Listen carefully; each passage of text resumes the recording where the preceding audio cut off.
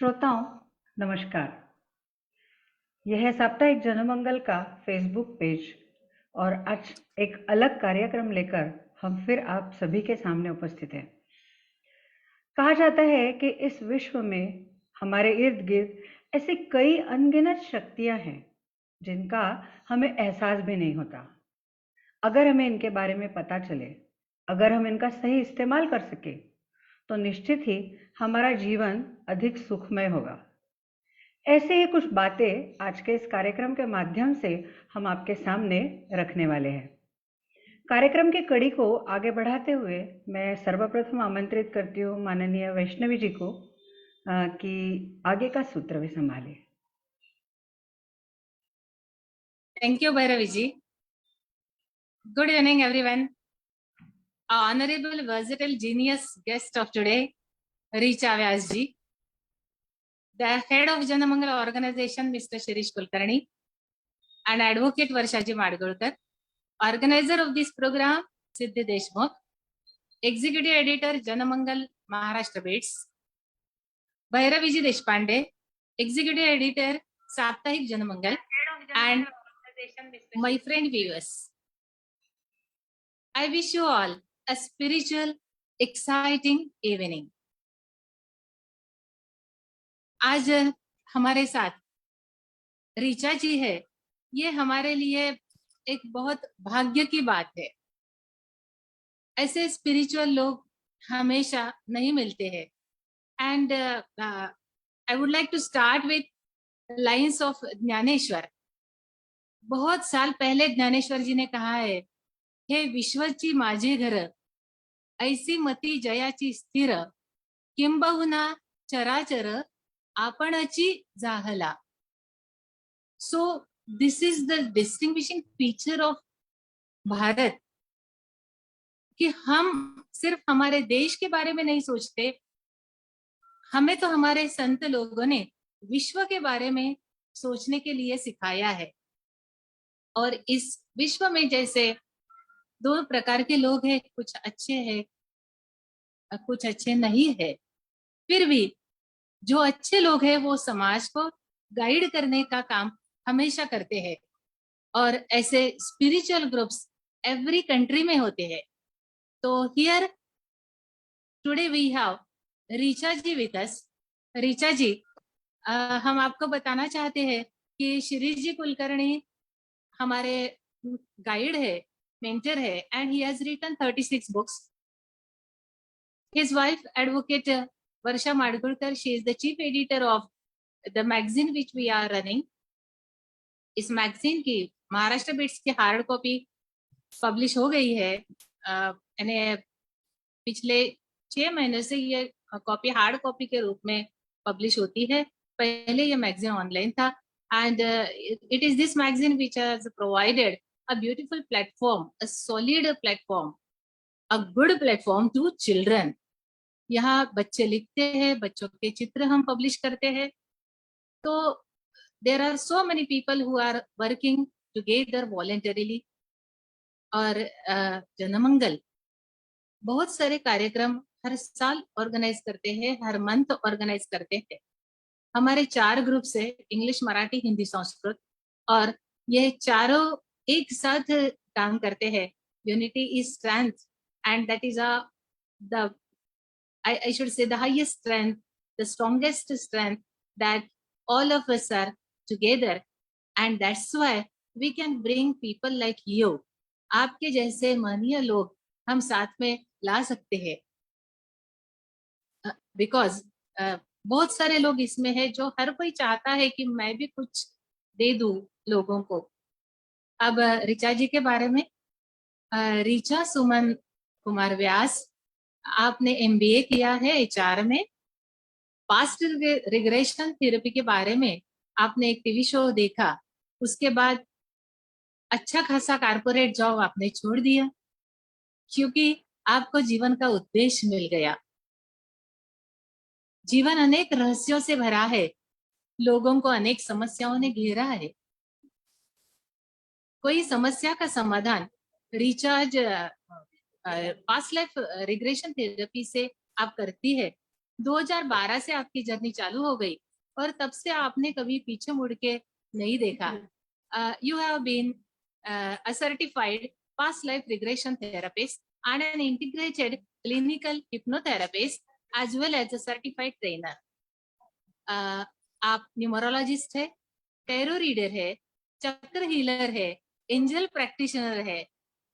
आपके बहुत सारे टॉक शोज हो गए हैं, टीवी चैनल ने भी आपको प्रसिद्धि दी है. आज तक DDMP, आज भास्कर न्यूज पत्रिका, न्यूज चैनल भारत और कुछ प्राइवेट डिजिटल न्यूज चैनल, इन्होंने आपके इंटरव्यूज पब्लिश किए हैं.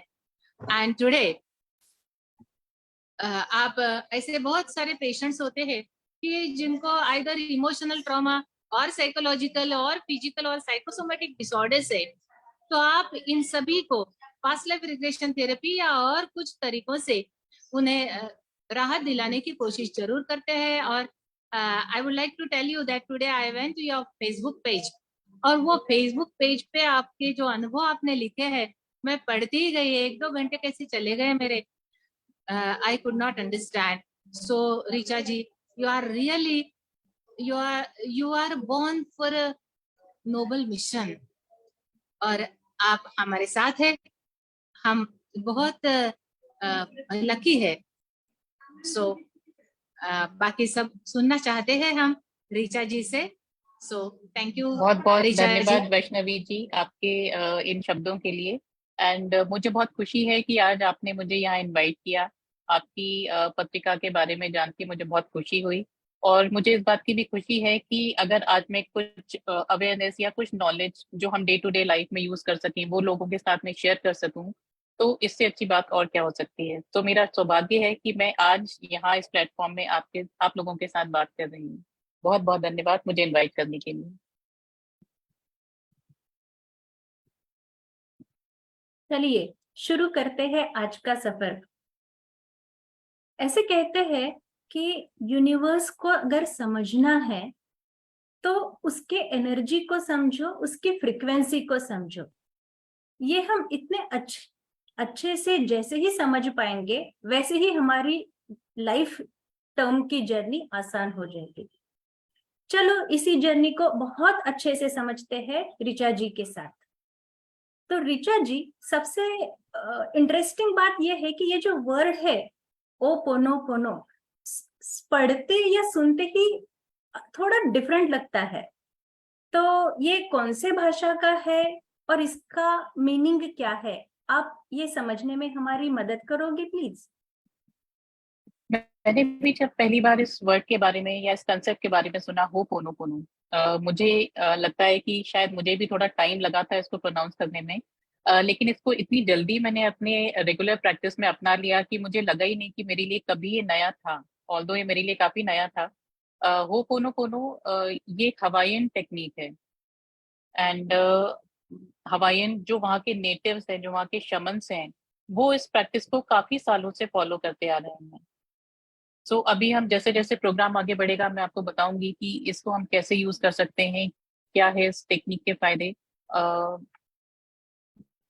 और अगर हम इसको डिफाइन करें हो पोनो पोनो, तो ये कोई ऐसा वर्ड नहीं है जिसका हम ट्रांसलेट कर सकें. ऑल्दो आपको ट्रांसलेशन मिल जाएगा अगर आप गूगल पे देखोगे या यूट्यूब पे सर्च करोगे. इसको हम 2 वर्ड्स में ब्रेक कर सकते हैं. बट एक्चुअली जो इसका एसेंस है हो पोनो पोनो, इसका मतलब होता है to make it right, to rectify something. So ये इसका एसेंस है, जो कि एक्चुअल ट्रांसलेशन से ज्यादा इंपॉर्टेंट है. कंसेप्ट समझ ले तो जर्नी इजी हो जाएगी, right? Correct correct. Wow, it's easy. Let's try to practice it. हम आपसे इहा लिकला यू लेन इनकी स्टोरी सुनना चाहेंगे. यूलेन, डॉक्टर यूलेन जो कि एक शमन भी रह चुके हैं, एक साइकोलॉजिस्ट रह चुके हैं, उनके बारे में जब मैंने पढ़ा एक आर्टिकल कि कैसे उन्होंने मेंटली इल पेशेंट्स को, a ward full of mentally ill patients, not only mentally in, they were criminally insane. I mean उनका जो इंसेनिटी का लेवल था वो अलग ही था. उनको चेन से बांध के रखा जाता था, उनको सेक्लूडेड वार्ड में रखा जाता था, उनको मिक्सअप नहीं होने दिया जाता था. और ऐसे लोग जिनके ठीक होने के कोई चांस नहीं, ऑल्दो उनके मेडिकल ट्रीटमेंट भी चल रहा था। डॉक्टर यू लिन ने जब उनके ऊपर वर्क करना शुरू किया, आपको जान के आश्चर्य होगा कि वो एक बार भी उन कैदियों से, उन मेंटली इल पेशेंट से कभी मिले नहीं, और पूरा का पूरा वार्ड उन्होंने ठीक कर दिया, सारे लोग ठीक हो गए। अब आप सोचेंगे ये चमत्कार कैसे हो सकता है? ऑल्दो हमने सुना है कि कई साइकिक हीलर्स होते हैं जो डिस्टेंस हीलिंग देते हैं, बट डिस्टेंस हीलिंग एक तरह से अलग चीज होती है। यहाँ जो हम बात कर रहे हैं ये बहुत ही एक अलग लेवल है। इसको भी ऑल्दो हम डिस्टेंस हीलिंग कह सकते हैं, but it is more then healing, कि जहां आप सामने वाले को जानते भी नहीं हो, उससे कभी मिले भी नहीं हो, लेकिन फिर भी आपने कुछ ऐसा प्रैक्टिस किया जिससे कि वो ठीक हो गए। तो बहुत ही पावरफुल टेक्निक है। एंड जो डॉक्टर यू लिन है, उन्होंने भी अपने किसी मास्टर से ये विद्या सीखी। 1982 में उन्होंने उनसे सीखा और उसके बाद ये प्रैक्टिस कर रहे थे। उसके बाद ये पॉपुलर होना शुरू हुआ डॉक्टर जो विटाले के थ्रू। जो विटाले, उनको जब इस बारे में पता पड़ा, उन्होंने भी सेम आर्टिकल पढ़ा कि कैसे उन्होंने मेंटली पेशेंट्स को ठीक कर दिया बिना उनसे मिले। तो उन्होंने अपनी जर्नी स्टार्ट की इन डॉक्टर को, जो डॉक्टर यू लिन है, उनको ढूंढने में।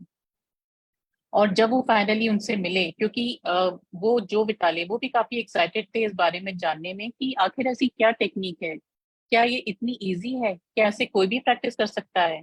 अगर ऐसा है तो हमें भी इसके बारे में जानना है। उन्होंने उनसे मिलकर इसे सीखा, इसे एक्सपीरियंस किया, इसे अपने ऊपर आजमाया। उन्हें काफी सफलताएं मिली, उनकी पूरी लाइफ टर्न अराउंड हो गई। डॉक्टर जो विटाली, उनके अगर अपने शब्दों में मैं कहूँ तो वो एक मतलब होमलेस थे, स्ट्रगल कर रहे थे फाइनेंशियली, ओवरवेट थे, काफी सारी प्रॉब्लम्स थी उनकी लाइफ में। और जैसे जैसे वो होपोनोपोनो प्रैक्टिस करते गए under the guidance of doctor Hew Len, उनकी लाइफ एकदम टर्न अराउंड हो चुकी है। मल्टी मिलियनर वो बन चुके हैं, महंगी से महंगी कार खरीद सकते हैं, उन्होंने अपना वजन काफी कम कर लिया है। मतलब जो वो चाहते थे वो सब कुछ उन्होंने अचीव किया है। सो ये टेक्निक सिंपल सिंपल तो है ही, और साथ में इतनी पावरफुल है, इसे ऑलमोस्ट कोई भी प्रैक्टिस कर सकता है, बस थोड़े फेथ की जरूरत है। अब हम बात करते हैं कि टेक्निक है क्या। ये टेक्निक, इसमें हम 4 सेंटेंस यूज करते हैं। I am sorry, please forgive me, I love you, thank you. अगर आपकी लाइफ में कोई भी इशू है, चाहे आपकी हेल्थ हो, चाहे आपका रिलेशनशिप इशू हो, या आपका फाइनेंशियल इशू हो, या कोई भी बात आपको किसी के बारे में भी डिस्टर्ब कर रही है, या कोई रिजल्ट आप अपने मन मुताबिक चाहते हैं और वो नहीं हो पा रहा है, या आपको एग्जाम्स में अच्छे मार्क्स चाहिए, कुछ भी, जस्ट अबाउट एनीथिंग। अगर आप किसी सिचुएशन को टर्न अराउंड करना चाहते हैं, अगर आप अपनी लाइफ में चेंजेस लाना चाहते हैं, ऐसे तो बहुत सारी टेक्निक्स हैं ऑलरेडी जो हम जानते हैं। जैसे कि हम एफर्मेशंस करते हैं, हम विजुअलाइजेशन करते हैं, लॉ ऑफ अट्रैक्शन आजकल बहुत पॉपुलर है, लॉ ऑफ अट्रैक्शन से लोग बात करते हैं। लेकिन ये सारी टेक्निक मैं कहूंगी पावरफुल हैं, सक्सेसफुल भी हैं, लेकिन इनमें से कोई भी टेक्निक ऐसी नहीं है जो 100% सक्सेसफुल हो, जो विदाउट फेल आपको result they.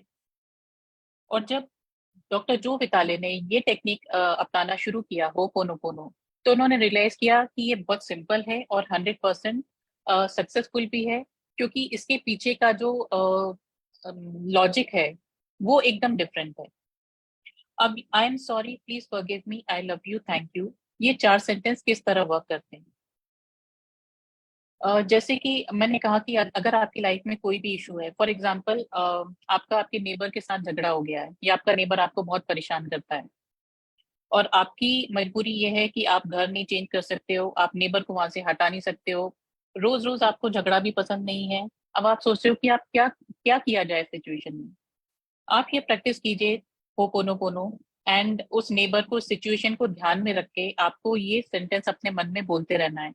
I am sorry, please forgive me, I love you, thank you. अब नेक्स्ट क्वेश्चन ये होगा कि मेरा नेबर जो इतना ऑलरेडी इरिटेटिंग है, जिसको मैं बिल्कुल नहीं पसंद करती हूँ, मैं उसको ध्यान में रख के, मेरी तो कोई गलती भी नहीं है, मैं क्यों बोलूँ आई एम सॉरी, प्लीज फॉरगिव मी, और मैं आई लव यू कैसे बोलूँ? सवाल ही नहीं उठता, ये तो मुझसे होगा ही नहीं, राइट? मोस्ट ऑफ तो द ये जो टाइम। ये जो 4 सेंटेंसेस हैं, ये आपको नेबर को एक तो एक्चुअली नहीं बोलना है जाके, पहली बात। दूसरी बात, जब आप अपने मन में इन सेंटेंसेस को चैंट करेंगे, उस टाइम भी आपको ये अपने नेबर को नहीं बोलना है, ये आपको 4 सेंटेंसेस डायरेक्ट करना है अपने लिए, और ये 4 सेंटेंसेस आपको डायरेक्ट करना है डिवाइन के लिए। आप डिवाइन को बोल रहे हो आई am sorry, please forgive me, I love you, thank you, और आप अपने आप को बोल रहे हो। अब यहाँ पे फिलोसफी ये है कि ऐसा मानना है, शमन्स का जो हवाईयन टेक्निक जिन्होंने जो भी इसको फॉलो करते आ रहे हैं, उनका ये मानना है कि हम सब स्पिरिचुअल लेवल पे, सोल लेवल पे वी आर ऑल वन। यहाँ कोई सेपरेशन नहीं है। तो जो आपकी प्रॉब्लम है वो मेरी भी प्रॉब्लम है, और जो प्रॉब्लम है उस पे मेरा बराबरी का कंट्रीब्यूशन है। इनफैक्ट मेरी 100% रिस्पॉन्सिबिलिटी है, शायद मैं ही 100% रिस्पॉन्सिबल हूँ इस सिचुएशन के लिए। सो नेबर आपसे झगड़ा कर रहा है, आपको परेशान कर रहा है, द मोमेंट आप ये समझ लोगे कि कहीं ना कहीं मैं भी रिस्पॉन्सिबल हूँ और मुझे भी इसकी जिम्मेदारी लेनी है, तो वो एक शिफ्ट आपके अंदर आता है। और फिर आप बोलते हो आई am sorry. I am sorry किस लिए? Because I am sorry this situation has created, ये सिचुएशन मेरी लाइफ में आई, नेबर परेशान हुआ, मैं परेशान हुई, प्लीज फॉरगिव मी। पहले आपने क्या किया? पहले आपने ये रिस्पॉन्सिबिलिटी ली कि इसके लिए मैं रिस्पॉन्सिबल हूँ। दूसरा स्टेप, फिर आपने उसके लिए फॉरगिवनेस मांगी, नेबर से नहीं, डिवाइन से या अपने आप से। क्योंकि सोल लेवल पे हम सारे एक हैं, हम सबकी सोल्स आपस में कनेक्टेड हैं, कोई सेपरेटनेस है ही नहीं। So I am sorry, please forgive me. I love you मतलब whatever has happened, irrespective of everything, जो भी आपके नेबर ने किया, जितना भी आपको परेशानी दी, मेंटल ट्रोमा दिया, बावजूद इसके you love that neighbour, right? So I am sorry, please forgive me, I love you, thank you. अब थैंक यू किस लिए? थैंक यू एक तो वे होता है ग्रैटिट्यूड शो करने का यूनिवर्स को, डिवाइन को। और थैंक यू इसलिए कि इसके थ्रू आपने अपनी क्लिनजिंग करी। नेबर तो एक बहाना था, एक जरिया था। इसके थ्रू आपके अंदर जो नेगेटिविटी क्रिएट हुई, जो टॉक्सिसिटी आपके अंदर क्रिएट हुई, उसको क्लिनजिंग का मौका कैसे मिला? उस नेबर के थ्रू। सो इसलिए हम ये 4 सेंटेंसेस यूज करते हैं, I am sorry, please forgive me, I love you, thank you. So ये है फिलोसफी इसके पीछे कि जब भी कोई सिचुएशन आती है तो हमारे अंदर कोई ना कोई नेगेटिव थॉट क्रिएट होता है, और ये डेली बेसिस पे होता ही रहता है। हम रियलाइज नहीं करते हैं कि कौन सी बात हमें कितनी डिस्टर्ब की, किस बात को लेके हम परेशान हुए, क्या हमने नेगेटिव सोचा। क्योंकि सारा टाइम तो पॉसिबल नहीं है 24 घंटे आप सिर्फ अच्छा ही सोचिए और अच्छे मूड में ही रहें। बहुत छोटी छोटी चीजों को लेके भी कुछ ना कुछ नेगेटिव थॉट्स आ सकते हैं, और कभी भी आ सकते हैं। तो जब आप ये रियलाइज करेंगे, आपके अंदर की क्लिनजिंग होगी इन 4 सेंटेंसेस से। सो चाहे वो आपका नेबर हो, चाहे वो आपकी मदर इन लॉ हो, चाहे वो आपका बॉस हो, आपका कलीग हो, आपका कोई फ्रेंड हो जिससे झगड़ा हो गया हो, या कोई हेल्थ इशू है, कोई भी सिचुएशन हो सकती है। सो इसके लिए आपको क्या करना है? सिर्फ अपने अंदर की क्लिनजिंग करनी है। बिकॉज हम मानते हैं कि जब हम अंदर से अपने आप को क्लीन करते हैं, हमारा एनवायरनमेंट क्लीन होता है। सो बाहर जो भी सिचुएशन दिख रही है, ये एक इल्यूजन है कि वो सिचुएशन बाहर है। एक्चुअली वो सिचुएशन हमारे अंदर है, उसका रूट कॉज हमारे अंदर है। तो हमें अपने से शुरुआत करनी है। इट्स ब्यूटीफुल कि लगता है कि सिचुएशंस बाहर खराब है, बट रियलिटी तो है कि अंदर से ही वो जर्नी आपको स्ट्रॉन्ग करनी है और समझना है। मुझे सबसे ज्यादा अट्रैक्टिव वही बात लगी कि चेन से बांधा हुआ है पेशेंट्स को, डॉक्टर ने देखा तक नहीं और फिर भी क्योर हो रहे, where as nothing challenging difficult कि मुझे करना है। मतलब उन्हें जाके फिजिकली तो आप कुछ नहीं कर रहे हो, बट रिजल्ट के बारे में हम सोच रहे, तो आज भी ये मैजिक लगता है कि कैसे हुआ होगा। आई अंडरस्टैंड दिल से किया, बट फिर भी, और सिंप्लिसिटी। अदरवाइज कोई भी आप अफर्मेशन कहो, विजुअलाइजेशन कहो, उनको प्रैक्टिस करने के लिए एक तो सीखना है, या फिर वो सीखी हुई चीज इंप्लीमेंट करने के लिए भी you need to put efforts. But ये 4 चीजें जो इतनी सिंपल है कि कनेक्ट भी करते हो आप यूनिवर्स के साथ, और खुद का क्लींजिंग जैसे जैसे हो रहा है वैसे वैसे आपको एक्सटर्नल रिजल्ट भी मिल रहा है।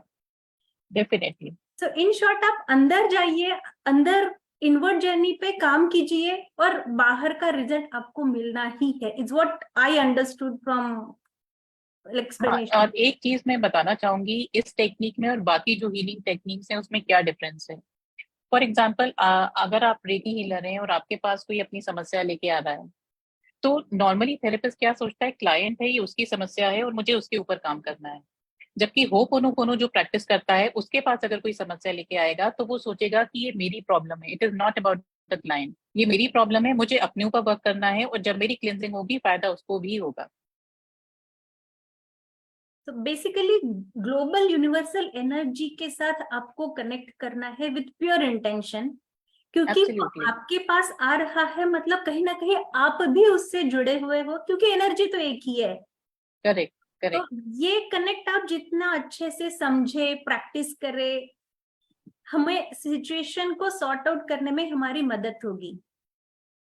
इनफैक्ट जब आप ये बुक पढ़ेंगे, मैं इनफैक्ट बुक मेरे पास है, मैं दिखाना चाहूंगी आपको, और मैं सजेस्ट करूंगी कि सब लोग जरूर एक बार ये बुक पढ़ें, जीरो लिमिट बाय डॉक्टर जो विटालिन। इसमें उन्होंने कई लोगों के एग्जाम्पल्स दिए हैं जिन्होंने अपनी लाइफ को टर्न अराउंड किया। इनफैक्ट कुछ ऐसी सिचुएशंस होती हैं जहां आपका कोई रोल नहीं होता है, जहां आप डायरेक्टली अफेक्टेड भी नहीं होते हो। फॉर एग्जाम्पल, आज अगर पाकिस्तान के पेशावर में बॉम्ब ब्लास्ट होता है, कुछ 100-150 लोग मारे जाते हैं, आपकी लाइफ में इससे क्या फर्क पड़ रहा है, राइट? लेकिन कहीं ना कहीं आपके मन में वो थॉट आया कि ये क्या हो रहा है दुनिया में, ऐसा क्यों हो रहा है, क्यों टेररिस्ट इस तरह के काम कर रहे हैं, ये थॉट आया, कुछ नेगेटिविटी क्रिएट हुई, तो आपको अपनी क्लेंजिंग करनी है। क्योंकि ये न्यूज आपके एनवायरनमेंट में है, आपके यूनिवर्स में आई, तो आप इन सिचुएशंस के लिए भी होपोनोपोनो कर सकते हो। कहीं ना कहीं आपको भी फायदा होगा, कहीं ना कहीं उन लोगों को भी फायदा होगा जितने भी लोग इन्वॉल्व हैं इसमें, चाहे वो विक्टिम हो, चाहे वो परपिटेटर हो, चाहे वो कोई भी हो। तो हम ये भी कह सकते हैं कि जो हम कोशिश करते हैं कि सुबह उठ के मेडिटेशन करें, हो सकता है वो आप सिर्फ आंख बंद करके बैठे हो, बट कहीं ना कहीं आपकी हीलिंग होती है उससे। यूनिवर्सल खुद का क्लींजिंग तो होगा ही होगा, but that is how indirectly it helps universal healing as well. Yes correct. So तो ये टेक्निक इसी तरह वर्क करती है कि आप सिर्फ अपने आप को हील नहीं कर रहे हो, पहले आप अपने आप को हील कर रहे हो, और आपसे रिलेटेड जितने भी लोग हैं वो अपने आप हील होते हैं। ये प्रैक्टिस हम जितने ज्यादा टाइम हो सके वो कैसे इम्प्लीमेंट करें, ऋचा जी? मैं सजेस्ट करूंगी कि आप एक लिस्ट बनाइए, जो भी चीजें आपकी लाइफ में या तो आप पाना चाहते हैं या ऐसी चीजें जो आपको डिस्टर्ब कर रही हैं, एंड फिर एक टाइम आप डिसाइड कीजिए। मैं सजेस्ट करती हूँ सोने के जस्ट पहले वाला टाइम, क्योंकि जब हमें नींद आ रही होती है, हम थके हुए होते हैं, उस टाइम हमारा सबकॉन्शियस माइंड काफी एक्टिव होता है। Subconscious mind, as you might be aware, is that part of your mind which is very powerful. It is like thousands of times more powerful than your conscious mind. So जब हम कोई चीज conscious mind में subconscious mind में बिठा लेते हैं, तो वो उसके रिजल्ट बहुत क्विक आना शुरू होते हैं। तो अगर आप सोने के पहले कोई एफर्मेशन कर रहे हैं, या अगर आप वो पोनो कर रहे हैं, तो उसका इफेक्ट बहुत जल्दी होता है और बहुत फास्ट भी होता है। इसके अलावा ऐसा कोई डेजिग्नेटेड टाइम नहीं है कि आपको सोने के पहले ही करना है। मैं सोने के पहले तो करती हूँ, लेकिन मुझे दिन भर में जितनी बार भी टाइम मिलता है, जितनी बार भी मुझे याद आता है, चलते फिरते, खाना बनाते हुए, ग्रोसरी लेने में जा रही हूँ, या मैं वॉक कर रही हूँ, किसी भी टाइम मैं मन में 2-4 बार, 8 बार, 15 बार, 50 बार, जितनी बार भी हो सकता है मैं करती हूँ। मैं कोई नंबर सेट नहीं करती हूँ कि मुझे 108 बार करना है या मुझे 150 बार करना ही करना है। आप चाहें तो शुरू में एक नंबर सेट कर सकते हैं, क्योंकि जब आप इसे प्रैक्टिस करना शुरू करेंगे, जैसे मंत्र होते हैं, मंत्र को हमें साधना पड़ता है, राइट? तो साधने के लिए हम उस मंत्र को कई हजारों बार चैंट करते हैं, तब वो साधते हैं। मैंने होपोनोपोनो इतनी बार कर लिया है कि एक तरह से मैंने इसे साध लिया है, तो मैं अगर 2-4 बार भी उसको मन में बोलती हूँ तो मुझे उसका रिजल्ट दिखता है। बट बाकी लोगों को मैं सजेस्ट करूंगी कि आप जितनी ज्यादा बार हो सके इसे शुरू में प्रैक्टिस कीजिए। जब आपको रिजल्ट मिलने चालू होंगे, आपको बिल्कुल मैजिकल लगेगा, और आपको मोटिवेशन मिलेगा और ज्यादा ज्यादा प्रैक्टिस करने का। तो पहले किसी छोटी चीज से शुरुआत कीजिए। कोई भी अपनी छोटी सी प्रॉब्लम, अगर आपको हेयर फॉल हो रहा है तो आप उसके लिए करके देखिए, और देखिए 15 दिन करने के बाद आपको क्या फर्क पता पड़ता है। या आपका कोई फ्रेंड आपसे रूठा हुआ है, आप उसको ध्यान में रख के वो पोनो पोनो कीजिए, फिर देखिए कि क्या चेंजेस आते हैं। तो कोई भी एक छोटी सी चीज आप शुरू करके देखिए, आजमाइए, आपको कुछ समझ में आएगा। इसके लिए कोई डेजिग्नेटेड टाइम या नंबर नहीं है कि आपको इतने बार करना ही करना है या इस टाइम करना ही करना है। जैसे जैसे आपको जरूरत महसूस हो, आप वैसे कर सकते हैं।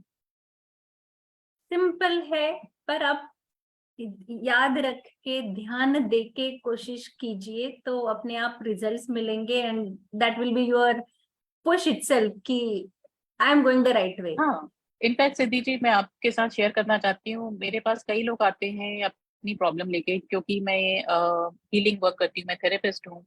कुछ ऐसी प्रॉब्लम्स होती हैं जो मुझे लगता है कि ये कोई बहुत बड़ी बात नहीं है, इसमें तो सेल्फ हेल्प की जरूरत है। तो मैं अपने क्लाइंट्स को बताती हूँ कि आप अपनी खुद हेल्प कर सकते हैं। मेरे सेशन की आपको जरूरत भी नहीं है। जब मैंने होपोनोपोनो बताती हूँ तो उन्हें यकीन ही नहीं होता, अच्छा बस इतना करने से हो जाएगा, ऐसे कैसे हो सकता है।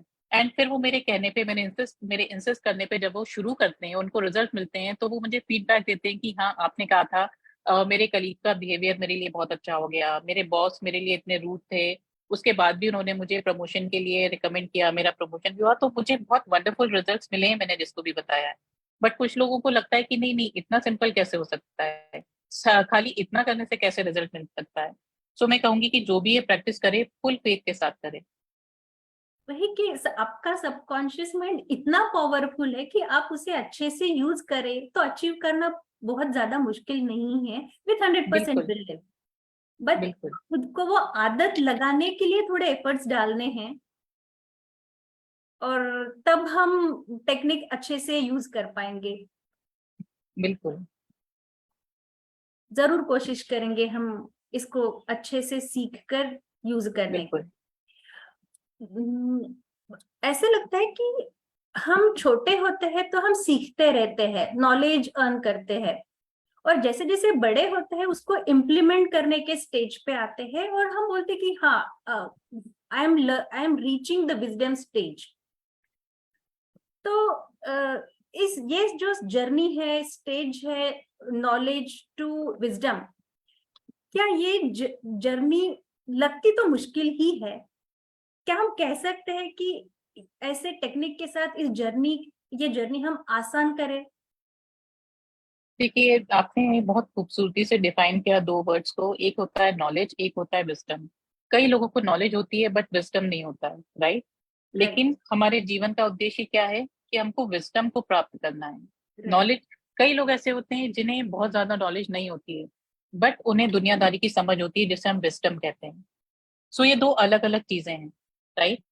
अगर हम इस टेक्निक की बात करें तो डेफिनेटली जब आप इसको प्रैक्टिस करना शुरू करोगे, धीरे धीरे आपको विजडम आनी शुरू होगी कि हर एक चीज, एक तो किस तरह हम आपस में कनेक्टेड हैं।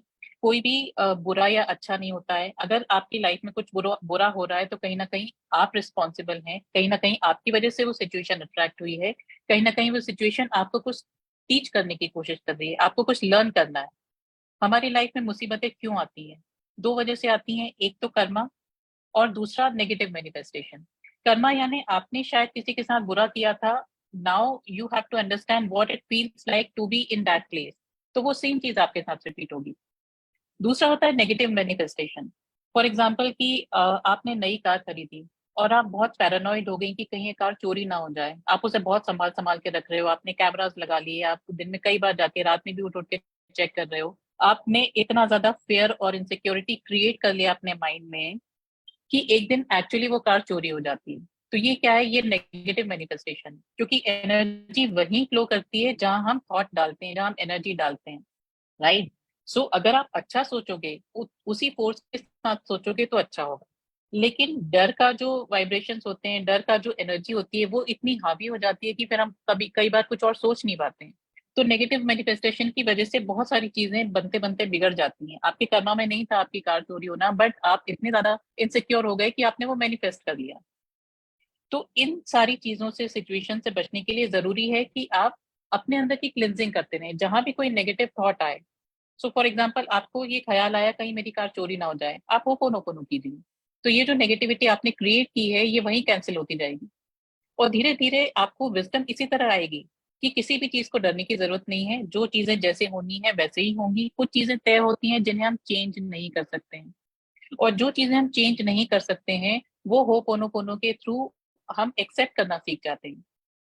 फॉर एग्जाम्पल किसी कलीग के साथ आपका झगड़ा है और आपको रोज उसी के साथ बैठ के काम करना है।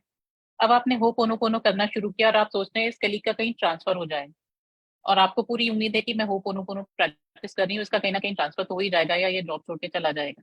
बट होपोनोपोनो का मतलब ये है कि अगर आपने अपने अंदर की क्लिनजिंग कर ली, हो सकता है उसका कहीं ट्रांसफर हो जाए, हो सकता है ट्रांसफर ना भी हो लेकिन उसका बिहेवियर आपके लिए चेंज हो जाए। ये भी हो सकता है कि उसका बिहेवियर बाकी लोगों के लिए एज इट इज रहे, बट आपको वो परेशान करना छोड़ दे। तो ये जो हीलिंग होती है क्लिनजिंग होने के बाद, ये किसी भी रूप में हो सकती है। रिजल्ट आपको कैसा मिलेगा यू कैन नॉट डिसाइड। सो ये विजडम आपको होनी जरूरी है कि जो भी हम कर रहे हैं, या तो मुझे इसका रिजल्ट मेरे फेवर में होगा, अगर मेरे फेवर में नहीं भी होगा तो मुझे वो एक्सेप्टेंस आ जाएगी और मैं सिचुएशन के साथ कोप करना सीख जाऊंगी। यही विजडम होती है। ब्यूटीफुल। हम कहते हैं कि we are the creator, rather हम जो सोचते हैं वो होते रहता है, या यूं कहिए कि जो भी चीजें हमारे आजू बाजू है कहीं ना कहीं हमारी वजह से क्रिएट हुई है। हम in the sense not just human but overall thought processes of so many people involve, जैसे कि even terrorist attack for that matter. तो because we ourselves human beings are creator behind everything happening around, कहीं ना कहीं उसको heal करने की power भी हम सब में है। तो जैसे ये टेक्निक बहुत सारे लोगों ने यूज करना शुरू किया, सिंपल वर्ड्स में कहा जाए तो पॉजिटिव थिंकिंग, और ओनली व्हेन ये बहुत ज्यादा हो जाएगा पॉजिटिव साइड में, तब धीरे धीरे वर्ल्ड की जो निगेटिव हैपनिंग्स हो रही है अराउंड द वर्ल्ड, कहीं ना कहीं वो शायद कम हो जाएगी, या हमारे अराउंड जो निगेटिविटी है वो धीरे धीरे कम होगी, एंड वी कैन से कि technique is being used to have healing impact on the surrounding and as well as on self.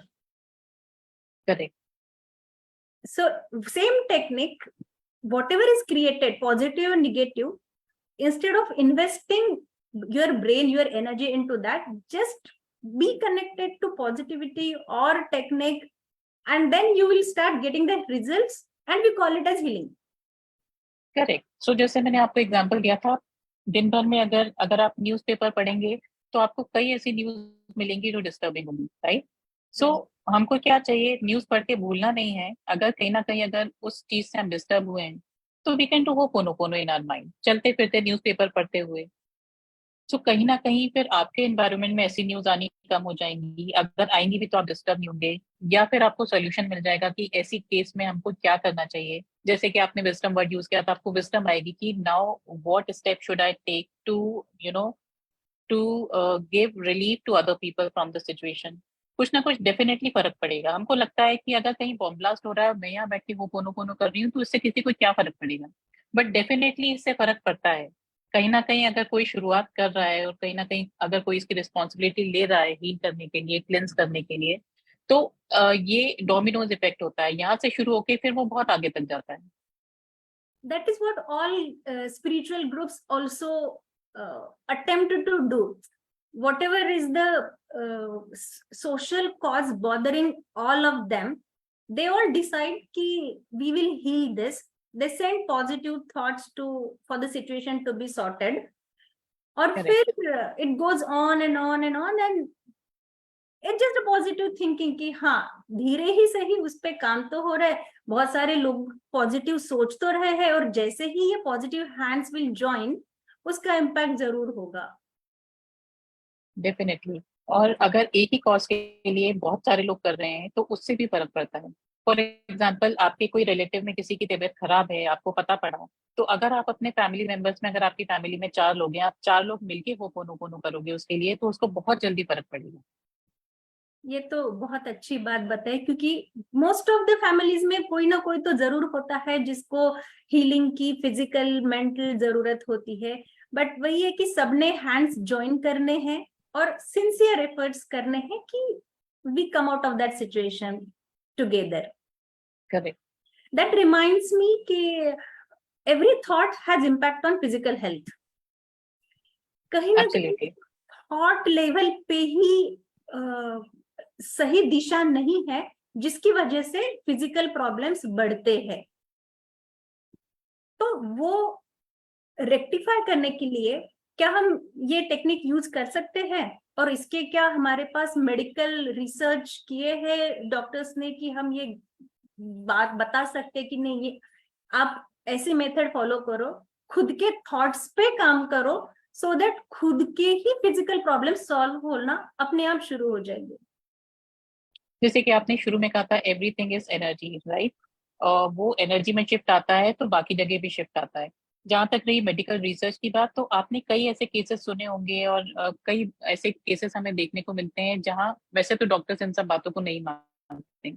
But कुछ ऐसे डॉक्टर्स हैं जो थोड़े स्पिरिचुअल हैं और जो इन बातों में बिलीव करते हैं। कई बार ये देखा गया है कि सर्जरी के टाइम अगर उन्होंने कोई मंत्र चलाया बैकग्राउंड में या कोई मेडिटेशन म्यूजिक चलाया तो उससे हीलिंग फास्ट हुई।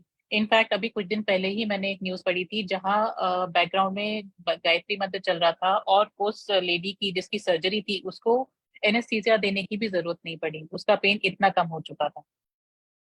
ये सारी चीजें हैं जो इंडिकेट करती हैं कि अगर हम बिलीव करें तो सब कुछ पॉसिबल है। बट अनफॉर्चुनेटली मेडिकल फ्रेटर्निटी में बहुत ज्यादा इन चीजों को बिलीव नहीं करते हैं। वो देखते हैं कि आपकी बॉडी में प्रॉब्लम है और उस बॉडी पार्ट पे हमें एक्ट करना है, उस प्रॉब्लम को रिमूव करना है, बट वो उसके रूट कॉज तक नहीं जाते हैं। जैसे कि आपने बताया, everything starts with thought. Your body is the last point where it appears, right? So कहीं ना कहीं अगर आपका थॉट नेगेटिव हुआ, थॉट नेगेटिव होने से क्या होता है, आपकी एनर्जी थोड़ी डिस्टर्ब होती है, आपके ऑरा में एनर्जी मेरिडियंस होते हैं। ऐसा रिसर्च में पाया गया है कि हमारे ऑरा में 72,000 एनर्जी मेरिडियंस हैं। आजकल ऑरा फोटोग्राफी होती है जिसके थ्रू हम ऑरा देख भी सकते हैं। कुछ साल पहले ये पॉसिबल नहीं था, राइट? सो धीरे धीरे मेडिकल साइंस में भी कई सारी डिस्कवरीज हो रही हैं। मेटाफिजिकल से चीजें मूव हो रही हैं फिजिकल में। जो पहले मेटाफिजिकल था, जैसे ऑरा पहले कोई नहीं जानता था, लेकिन आजकल हम ऑरा देख सकते हैं। जब हमारा थॉट नेगेटिव होता है, वो चेंजेस आपके ऑरा में आते हैं, आपकी एनर्जी मेरिडियंस डिस्टर्ब होती हैं। जो कॉस्मिक एनर्जी आपकी बॉडी को मिलनी चाहिए वो प्रॉपरली नहीं मिल पाती है। तो अब ये जो कॉस्मिक एनर्जी आ रही है यूनिवर्स से आपकी बॉडी में, ये 7 पॉइंट्स के थ्रू एंटर होती है। 7 मेजर पॉइंट्स जिन्हें हम चक्रा कहते हैं, राइट? और इन 7 मेजर चक्रा से एसोसिएटेड एक मेजर ग्लैंड होती है। चक्रा जब उस एनर्जी को नहीं प्रोसेस कर पा रहे हैं तो वो प्रॉपर एनर्जी आपकी ग्लैंड को नहीं मिल रही है, और जब वो एनर्जी उस ग्लैंड को नहीं मिल रही है तो उससे एसोसिएटेड जितने भी ऑर्गन है वो माल फंक्शन करना शुरू कर देंगे। और इस तरह से आपकी जो इलनेस है वो आपकी बॉडी में डेवलप होती है। लेकिन ये शुरू कहाँ से हुआ? शुरू हुआ थॉट से। अगर आपको थायराइड है तो डॉक्टर आपको मेडिसिन पे रखेंगे, आपको बोलेंगे डेली आपको ये टैबलेट खानी है। बट उनको नहीं पता कि ये शुरू हुआ बिकॉज थायराइड ये आपके थ्रोट चक्रा से रिलेटेड है, राइट?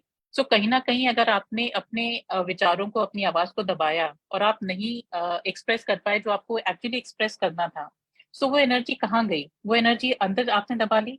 अंदर दबा ली तो आपकी ग्लैंड को अफेक्ट किया, आपके ऑर्गन को अफेक्ट किया, और इस तरह से थायराइड डेवलप हुआ।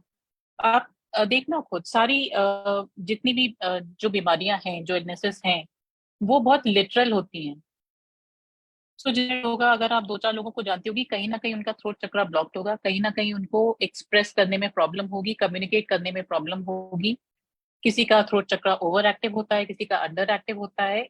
किसी भी तरह का इम्बैलेंस ये थायराइड की सिचुएशन को क्रिएट करता है। थायराइड एक सिंपल एग्जाम्पल है। ऐसे आपकी बॉडी में जितने भी माल फंक्शन हैं या जितने भी इलनेसेस हैं वो आपके थॉट प्रोसेस होते हैं।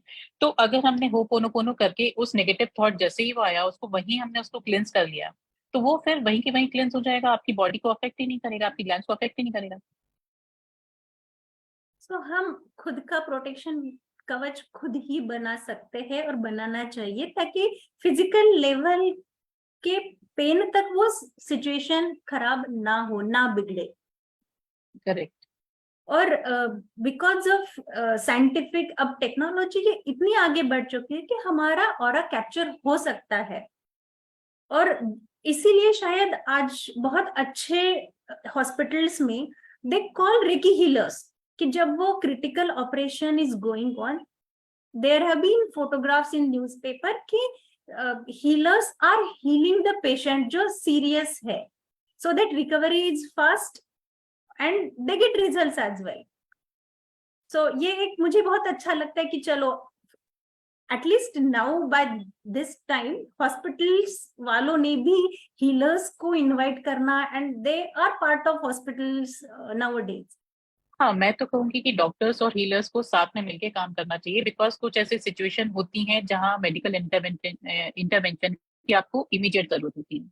लाइक आपको कोई सर्जरी करनी है, ऑपरेशन करना है, या एक्सीडेंट हो गया है, उसमें आप फिर बैठ के होपोनोपोनो नहीं कर सकते, उसमें आप रेकी नहीं कर सकते, राइट? उसमें आपको इमीडिएटली चाहिए कि आपका सर्जरी किया जाए, ऑपरेशन किया जाए, उसको रेक्टिफाई किया जाए जो भी प्रॉब्लम आई है। बट कई बार ऐसा होता है कि ऑपरेशन के बाद भी या तो ऑपरेशन सक्सेसफुल नहीं होता है, या रिकवरी टाइम बहुत लंबा हो जाता है, या फिर रिकवरी के बाद वापस से वो प्रॉब्लम आ सकती है, बिकॉज उसको एनर्जेटिक लेवल पे हमने हील नहीं किया है। तो डॉक्टर्स के साथ अगर हीलर्स भी साथ में वर्क करेंगे, वो हीलिंग एनर्जी देंगे, सो जो एनर्जेटिक लेवल पे जो ब्लॉकेजेस हैं वो रिमूव होते जाएंगे। सो डॉक्टर्स जो मेडिसिन दे रहे हैं वो जल्दी असर करेगी। कहीं ना कहीं it gets connected to thoughts again. जब आप हीलर के साथ कोई हॉस्पिटल का प्रोसेस कर रहे हो, मेडिकेशन चल रहा है, तो बिकॉज ऑफ दैट हीलर कहीं ना कहीं आप पॉजिटिव थॉट्स के साथ जुड़े हुए हो। करेक्ट। और और that is why, because of the positive thoughts, aura भी स्ट्रांग रहता है और आपको रिजल्ट डेफिनेटली। जल्दी मिलने में मदद भी होती है। डेफिनेटली। तो किसी की भी जैसे सर्जरी हो रही है या कुछ मेडिकेशन चल रहा है, आप उसके साथ में होपोनोपोनो करो, आप देखोगे कि उसके रिजल्ट बहुत जल्दी आपको अच्छे मिलना चालू होंगे। वाह, वंडरफुल। हम फॉरगिवनेस के बारे में थोड़ा डिस्कशन करेंगे। हम बोलते तो है कि हमें माफ कर दो। बहुत बार सिचुएशंस ऐसी होती है कि आप ओपनली बोल तक नहीं सकते फॉर डिफरेंट रीजंस। तो कहीं ना कहीं हम कोशिश करते हैं कि मैं मन में ही क्षमा मांगू, दिल से मांग रही हूँ, एंड वो फॉरगिवनेस भी पॉजिटिव रिजल्ट जरूर देता है, क्योंकि वो दिल से किया है। वो फॉरगिवनेस के पीछे का जो थॉट है वो पावरफुल है, उसमें कोई सेल्फिशनेस नहीं है, बिकॉज इट्स प्योर फॉरगिवनेस। आप इसे समझने में हमारी थोड़ी मदद कीजिएगा। जहां तक फॉरगिवनेस की बात है, कुछ लोग कहते हैं कि अगर किसी ने हमारे साथ इतना बुरा किया है तो क्या ये सही है कि हम उसे फॉरगिव कर दें, हम माफ कर दें? क्या उसकी कोई रिस्पॉन्सिबिलिटी नहीं है? मेरे साथ इतना बुरा हुआ, मैंने इतना सफर किया, ऐसे कैसे मैं माफ कर दूं? राइट। सो फॉरगिवनेस के बारे में एक बहुत अच्छी बात कही जाती है कि जब तक आप सामने वाले को माफ नहीं करते हैं, इसका मतलब कि आप भी सफर कर रहे हैं, आपने चूज किया है खुद कि अभी अपनी सफरिंग को आप कंटिन्यू करोगे। It is like holding burning coal in your hand and expecting other person to get affected by it. So anger वो चीज होती है। अगर आपने फॉरगिव कर दिया, मतलब कि आपने वो जो बर्निंग कोल, एक जलता हुआ कोयला अपने हाथ में पकड़ा था, उसको नीचे रख दिया है। Now you are free. Right.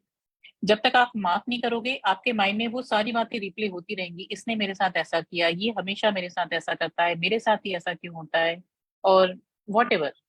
लेकिन जब आप माफ कर देते हो, तो आप ये एक्सेप्ट करते हो कि मेरे कर्मा मेरे साथ और उसके कर्मा उसके साथ। शायद मुझे सिचुएशन से कुछ सीखना था, कुछ लर्न करना था।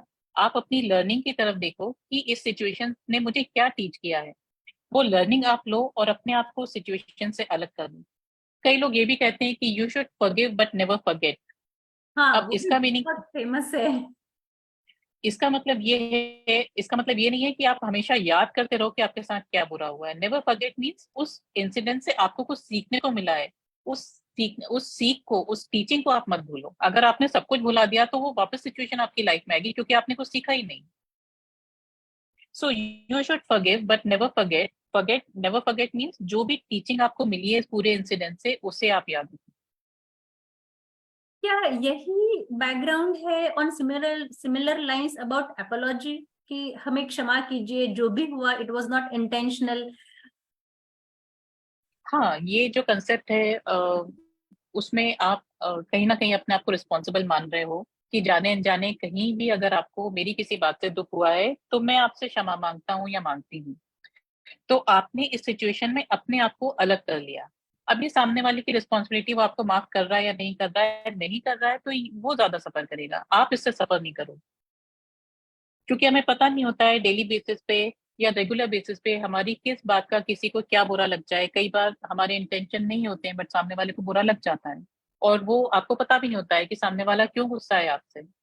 तो जब आप ये मन में सोचते हो या बोलते हो अपोलॉजी, अगर आप सामने वाले के सामने जाके मांग रहे हो तो और भी अच्छा है। अगर वो पॉसिबल नहीं है तो मन में तो आप कर ही सकते हो। मैं कई बार अपने क्लाइंट्स को सजेस्ट करती हूँ कि जिससे भी आपको गुस्सा है उन सबकी आप लिस्ट बनाइए, और उनको, उनसे आप माफी मांगिए भी और उन्हें माफ कीजिए भी। I forgive you, I make my self free from it, and I free my self from any resentment. मतलब जो भी बैड एक्सपीरियंसेस हैं उस इंसिडेंट के, आप अपने आप को फ्री कीजिए। वो ज्यादा जरूरी है। सामने वाला अगर नहीं माफ कर रहा है तो ये उसकी प्रॉब्लम है। पर हमारे साइड से वो डिस्कनेक्ट हो गया बिकॉज वी हैव फॉरगिवन। हाँ, आपका एक तरह से कॉन्शियस क्लियर हो गया, आपने रिस्पॉन्सिबिलिटी, आपने माफी मांगी, आपने कुछ सीखा और आप आगे बढ़ गए। So you are free, which is more than sufficient. And down the line it also helps to clear the karmic accounts. Definitely, because karma किस तरह क्रिएट होते हैं। अगर आज मेरे साथ किसी ने बुरा किया है, मुझे धोखा दिया है या मुझे चूना लगाया है कई लाख रुपए का, ठीक है, और मेरे मन में गुस्सा है कि उसने ऐसा किया, उसने ऐसा किया, अब इस गुस्से के साथ, क्योंकि हिंदुइज्म में हम मानते हैं हमारे जन्म होते रहते हैं, राइट। सो हम एक और जन्म लेंगे सिर्फ कार्मिक अकाउंट सेटल करने के लिए कि इसने मुझे चूना लगाया था, अब मैं इसको सबक सिखाऊंगी। तो वो चेन बनती जाती है, क्योंकि मैंने माफ नहीं किया तो मैं उसको चूना लगाऊंगी, फिर उसको गुस्सा आएगा, फिर वो ऐसे साइकिल चलती जाती है। सो इसीलिए हम कहते हैं ये कार्मिक साइकिल्स होती हैं। अगर आपने माफ कर दिया तो आप उस चीज से फ्री हो गए, फिर आपको एटलीस्ट इस चीज के लिए जन्म नहीं लेना पड़ेगा कि मुझे इसके साथ अकाउंट सेटल करना है। और तो ये तो खैर लाखों रुपए की चूने की बात मैंने कही, लेकिन बहुत छोटे स्केल पे भी अगर आपके मन मुताबिक किसी ने काम नहीं किया, आपने छोटी सी मदद मांगी, सामने वाले ने मना कर दिया और आपको हर्ट हुआ या आपको गुस्सा आया, तो आप एक जन्म सिर्फ इसलिए भी ले सकते हो कि इसने मुझे मदद के लिए मेरे टाइम पढ़ने पे मुझे मना किया था, अब मैं भी सेम चीज करूंगी, देखती हूँ इसको कैसा लगता है। इस तरह से कार्मिक अकाउंट्स क्रिएट होते हैं and they goes on for ever. क्योंकि सिचुएशंस तो एवरी मोमेंट लाइफ में आने ही है, कभी इसके साथ, कभी अलग अलग, कभी आप स्कूल में हो, कभी मार्केट में हो, कभी टीचिंग फेज में हो। तो as long as definitely. We stick to this mode कि अननोइंगली हुआ है तो I am sorry, I forgive for whatever has happened, तो एटलीस्ट कार्मिक अकाउंट क्लोज होने में मदद तो होगी। डेफिनेटली। जैसे मैं पास्ट लाइफ रिग्रेशन थेरेपी करती हूँ।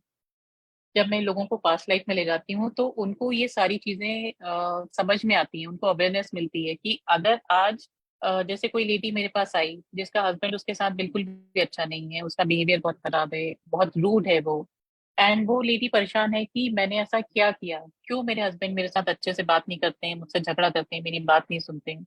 जब वो पास्ट लाइफ में जाएगी, पास्ट लाइफ रिग्रेशन थेरेपी की शुरुआत इसी तरह हुई कि आपको पास्ट लाइफ में जाके समझ में आए कि आपके साथ क्या हुआ था, क्योंकि हम ये मानते हैं सोल्स ग्रुप में ट्रैवल करती हैं।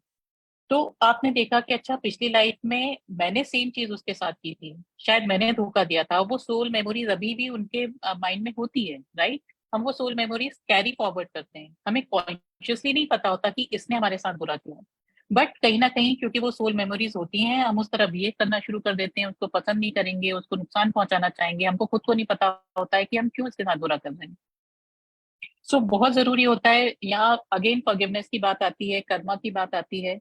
तो इस थेरेपी में हम वो सारे अकाउंट्स क्लियर करते हैं उसको, क्योंकि आपके कई बार जन्म लेने का पर्पस क्या है कि आप सीखो, आपने सिचुएशन के से क्या सीखा। लेकिन जब हम नए जीवन में आते हैं हम भूल जाते हैं कि हमने क्या किया था पिछली लाइफ में। तो पास्ट लाइफ रिग्रेशन में जाके आपको अवेयरनेस मिलती है, फिर वो अवेयरनेस आपको आती है, उससे आपकी चीजें आपको कोप अप करना इजी हो जाता है। फिर आप देखोगे कि अच्छा ये हीलिंग के बाद मेरे हस्बैंड का नेचर चेंज हो गया है, चेंज हो भी जाता है। कई वंडरफुल रिजल्ट्स मुझे मिले हैं, और कई केसेस में चेंज नहीं भी होता है, लेकिन वाइफ को इस बात का गुस्सा नहीं रहता है, इस बात की हेल्पलेस नहीं रहती है कि मेरे हस्बैंड क्यों है, वो एक्सेप्ट कर लेती है, सरेंडर कर देती है, फिर वो चीज उसे परेशान करना बंद कर देती है। तो हीलिंग दो तरह से होती है। कहीं ना कहीं हम विजडम की ओर एक स्टेप बढ़ते हैं with all this absolutely. Understanding and remembering and practicing. Absolutely. प्यार ये ऐसा शब्द है, कितना भी टाइम स्पेंड कर सकते हैं, बातें कर सकते हैं और सबको अच्छा ही लगता है। कहीं ना कहीं प्यार यही हीलिंग का एक जरिया है और सबसे पावरफुल जरिया है, ऐसे भी माना जाता है। आपके ख्याल हम जानना चाहेंगे लव के बारे में। Love is the most powerful energy in the entire Cosmos. प्यार की जो शक्ति होती है वो इतनी ज्यादा होती है कि आप उससे कुछ भी जीत सकते हो। लोगों को ये एक्सपीरियंस करने में, ये मानने में थोड़ी तकलीफ हो सकती है कि ठीक है प्यार की शक्ति होती है, बट मेरी लाइफ में प्यार ही नहीं है तो मैं क्या करूं, एटसेट्रा एटसेट्रा, राइट। अब प्यार क्यों उसको इतनी इंपॉर्टेंस दी जाती है, लव को इतनी इंपॉर्टेंस क्यों दी जाती है। अगर हम चक्रास की बात करें, हार्ट चक्रा 7 चक्रास में एकदम मिडिल में होता है, उसके ऊपर 3 चक्रास होते हैं, उसके नीचे 3 चक्रास होते हैं। सो हार्ट चक्रा एक ऐसा चक्रा है जहां दोनों एनर्जीज मर्ज होती हैं, एनर्जी फ्रॉम डिवाइन जो कि क्राउन चक्रा से पास होती हुई आ रही है, देन एनर्जी फ्रॉम अर्थ जो कि नर्चरिंग एनर्जी होती है जो कि रूट चक्रा से क्रॉस होती हुई आ रही है। और हार्ट चक्रा ऐसा है जहाँ ये दोनों एनर्जियां मिक्स होती हैं। ओके, सो हार्ट को बहुत इंपॉर्टेंस दी गई है since it is in the middle. And heart, as the name suggests, it is all about love, forgiveness, unconditional love. Okay, so जब आप किसी किसी भी सिचुएशन को लव से हील करते हैं, सो आपकी वाइब्रेशन चेंज होती है, बिकॉज हर एक इमोशन की एक फ्रीक्वेंसी होती है। लाइक गिल्ट हो गया, शेम हो गया, इसकी फ्रीक्वेंसी बहुत कम होती है। और अगर हम ऊपर जाएं, लव, ग्रैटिट्यूड, ब्लिस, इनकी जो फ्रीक्वेंसीज होती हैं बहुत हाई फ्रीक्वेंसी होती हैं। सो जब हम लव इंक्लूड कर रहे हैं अपनी लाइफ में और हर सिचुएशन को लव से हील कर रहे हैं तो बहुत फास्ट रिकवरी होती है एंड आपको बहुत फास्ट रिजल्ट मिलते हैं। तो मैं जब अपने क्लाइंट्स के ऊपर वर्क करती हूँ, मैं उनको ऑफन ये सजेस्ट करती हूँ कि आप लव को अपनी लाइफ में इंक्लूड कीजिए। ये मत सोचिए कि मुझे कहीं से प्यार नहीं मिला, अगर आपको नहीं मिला आप दे तो सकते हैं। अब लव को हम किस तरह प्रैक्टिस करते हैं, मैं बोलती हूँ कि अगर आप आई लव यू बोलना शुरू करें, नॉट इन रियल लाइफ, आपको जाके किसी को आई लव यू नहीं बोलना है, क्योंकि वो एक से ज्यादा फिर कई तरह की प्रॉब्लम खड़ी हो जाएंगी, लोग आपको पागल समझने लग जाएंगे कि ये हर किसी को आई लव यू क्यों बोल रही है। आई लव यू आपको बोलना है सिर्फ अपने मन में, क्योंकि उसकी एनर्जी आपको अट्रैक्ट करना है अपनी लाइफ में। तो आप जैसे जो भी चीजें आपकी लाइफ में हैं जिनके लिए आप थैंकफुल हो, जैसे आपका बेड हो गया, आपका पिलो हो गया, राइट, आपके नल में 24 घंटे पानी आ रहा है, आपको अच्छा खाना मिल रहा है, जिन भी चीजों से आपको खुशी मिलती है, आप उन्हें थैंक यू बोलो, उन्हें आई लव यू बोलो। आई love my bed, I love my room, I love my work, right. जो भी आप कहीं जाके अगर ग्रोसरी शॉपिंग कर रहे हो, वेजिटेबल शॉपिंग कर रहे हो, उस वेंडर को आप अपने मन में thank you and I love you बोल सकती हो। Thank you for your services and I love you for your services. ये सब आपको मन में करना है। जब आप इसको डेली प्रैक्टिस में लाओगी, जैसे आप अगर बाहर जा रही हो नेचर में वॉक करने, I love this nature, I love trees, I love birds, I love sunshine. So जितनी भी बार आप आई लव यू और आई लव दिस और आई लव दैट ये इंक्लूड करोगे अपनी लाइफ में, उतना ज्यादा लव की एनर्जी आपकी लाइफ में आनी शुरू होगी। और जब आप उस फ्रीक्वेंसी तक पहुंच जाओगे, उस तरह से आप वाइब्रेट करने लग जाओगे, बिकॉज मैं बहुत ज्यादा बात करती हूँ to vibrate higher, to vibrate higher. कई बार मैंने आर्टिकल शेयर किए हैं इसके बारे में अपने पेज की, और जब आपकी वाइब्रेशन इंक्रीज होगी, जो इलनेस है, जो बहुत सारी चीजें, बहुत सारी परेशानियां अपने आप धीरे धीरे गायब होनी शुरू हो जाएंगी। क्योंकि हम प्रॉब्लम कब क्रिएट करते हैं, जब हम लोअर फ्रीक्वेंसी पे वाइब्रेट करते हैं। जैसे जैसे आप हायर वाइब्रेट करोगे, आपकी लाइफ से बहुत सारी परेशानियां अपने आप गायब होती जाएंगी।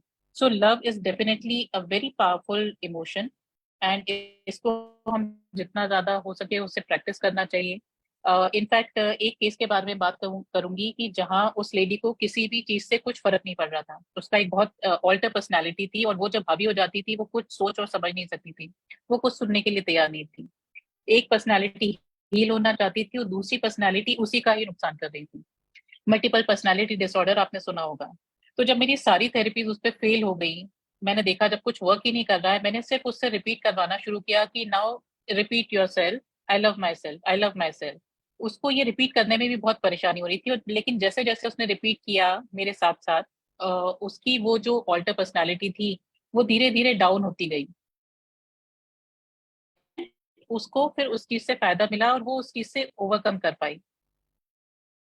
मतलब खुद पे ही आप लव का एक्सपेरिमेंट करें, एक्सपीरियंस करें, तो आपकी फ्रीक्वेंसी हायर हो सकती है। करेक्ट, मतलब लव की शुरुआत आपको अपने आप से ही पहले करनी है। कई लोग नहीं समझ पाते हैं कि आई लव माई सेल्फ मैं कैसे बोलूं। मुझे एक केस याद है जहां हम कोई वर्कशॉप अटेंड कर रहे थे और हमारे फैसिलिटेटर ने हमको बोला कि stand in front of mirror and tell I love myself. वो लड़की जिसे बॉडी इमेज की प्रॉब्लम थी, जो ओवरवेट थी, वो अपने आप को देख के आई लव यू बोल ही नहीं पा रही थी। वो उसने रोना शुरू कर दिया बट वो आई लव यू नहीं बोल पाई। मतलब आज, मतलब आप को डे टू डे लाइफ में कई ऐसे लोग मिलेंगे जो अपने आप को नहीं प्यार करते हैं, और वो रियलाइज भी नहीं करते हैं कि वो खुद को प्यार नहीं कर रहे हैं। उन्होंने खुद अपने आप को एक्सेप्ट नहीं किया है तो बाकी के लोग भी आपको प्यार करेंगे। तो शुरुआत अपने आप से ही करनी होती है।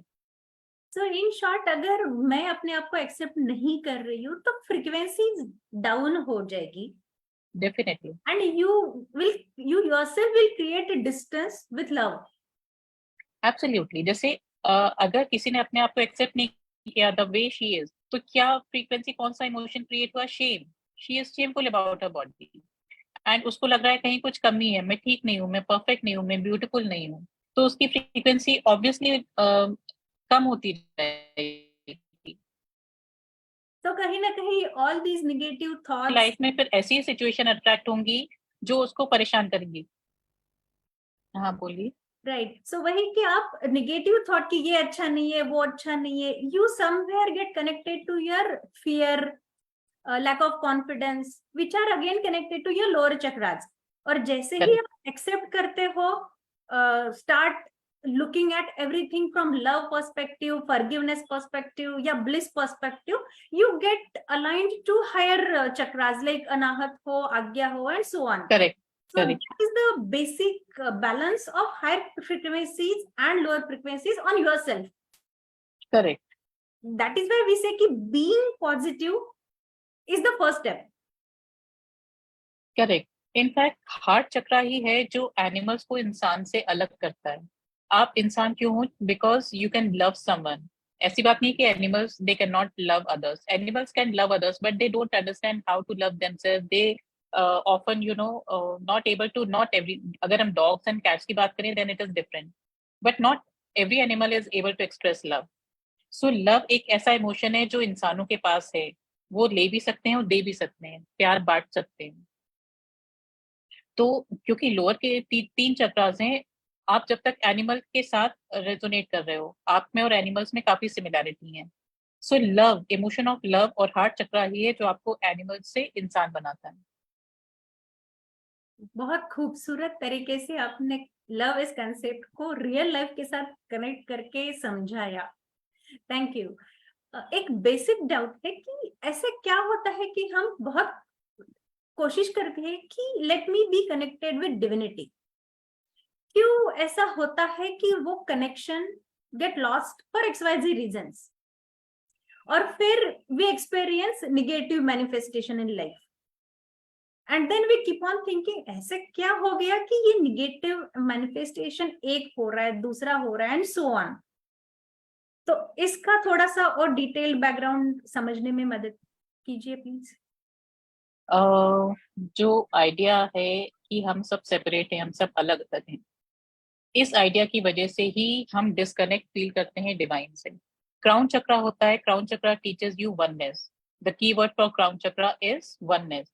So when you feel oneness with the divine, when you feel oneness with the universe, you start feeling oneness with everything around you. Okay? So उस क्राउन चक्रा को ओपन अप करने के कई सारे तरीके हैं। अगर यहाँ ब्लॉकेजेस है तो वो सेपरेट वाली फीलिंग आएगी, आपको वननेस नहीं फील होगी। सो उस पे आप वहां से शुरुआत कर सकते हो।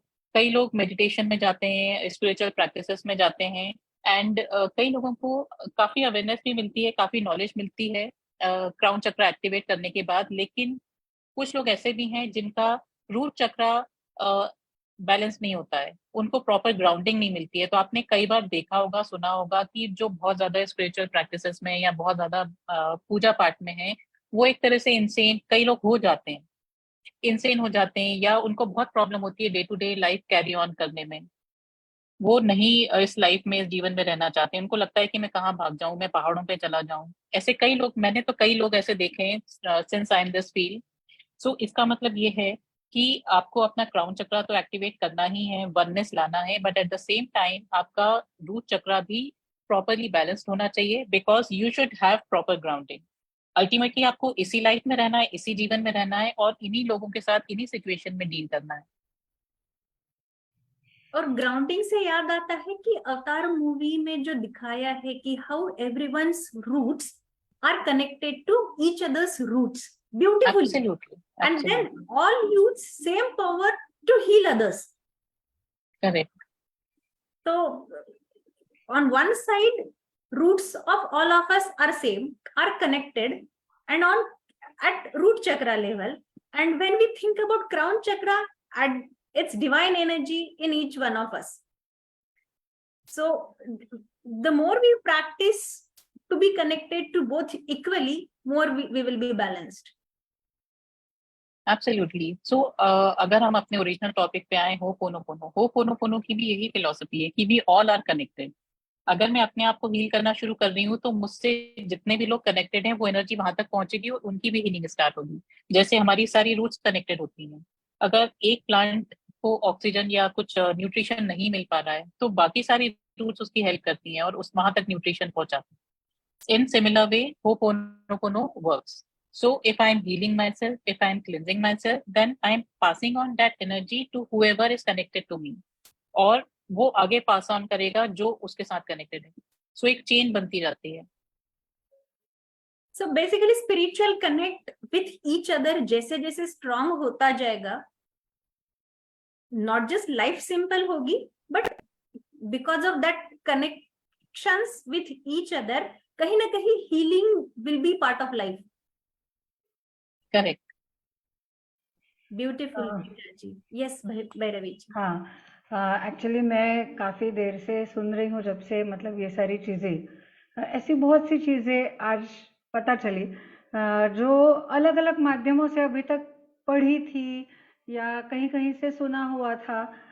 आज आपसे ये आपके कारण एक जरिया मिल गया है इन चीज़ों को बहुत अच्छे से समझने का, बेहतर ढंग से जानने का।